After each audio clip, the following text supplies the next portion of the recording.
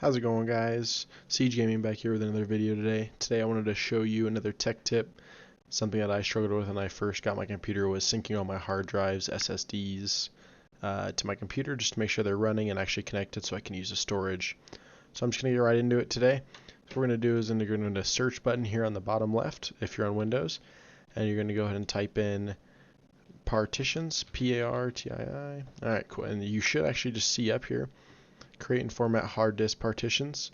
So what you're going to do is you're going to go ahead and left click that, and once you're in here you'll see these things. I'll actually go full screen here real quick, but you'll go ahead and see that I have two disks. This one right here, the one that I'm hovering on, is my storage space. So this is my hard drive, and then up here I have an SSD 1 and I have it labeled.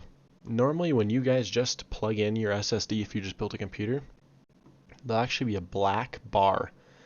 Instead of what you see, this blue bar right here, there's actually going to be a black bar. What you're going to do is you're going to go right or left click on it, and it should come up with an option.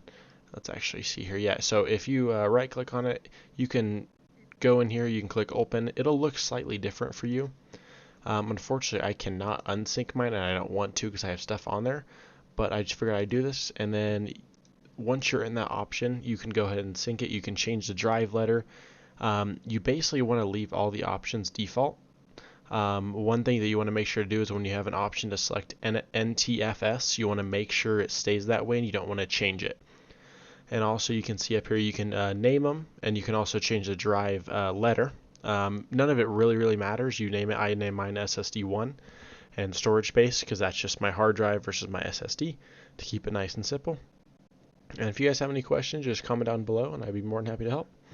And thank you.